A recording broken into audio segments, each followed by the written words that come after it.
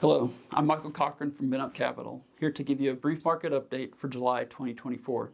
Please stay tuned until the end for an important disclosure statement.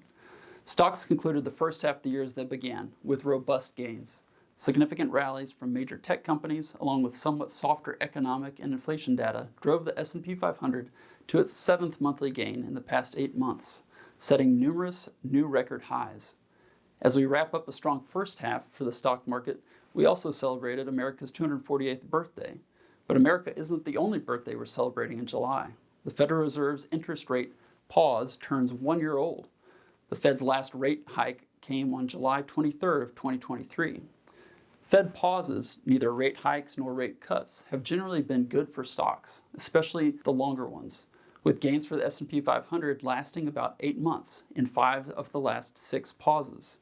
In what is currently the second longest pause since the 1970s, the S&P 500 is up about 20%, nearing that 22% gain registered during the longest pause in 2006 to 2007. This means the current bull market has already captured the average historical gain for year 2 of a bull market, a few months before its 2-year mark on October 12th later this year.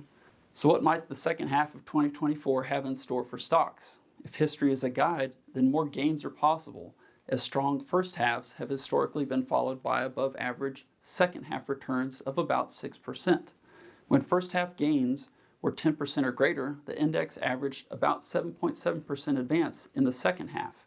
S&P 500 companies in aggregate are expected to deliver double-digit earnings growth in the upcoming second quarter earnings season, which may offer near-term support for stock prices, particularly the AI beneficiaries. However, bull markets are not linear, and pullbacks or corrections should be expected in the second half. Political and geopolitical risks are on the rise. The AI trade could fizzle. Inflation data, including the Fed's preferred measure for May, has cooperated of late, but that could reverse and push yields up yet again. Furthermore, the market's advance has been quite narrow. In fact, technology and internet stocks have driven about 70% of the year-to-date advance, with about 30% of it coming from NVIDIA alone. That's a big gap to fill in a possible tech sell-off. Rotating into more attractively valued areas of the market might help limit downside, but that is no sure thing. Stay updated with our more frequent content on social media, and be sure to check out new blog posts on our website.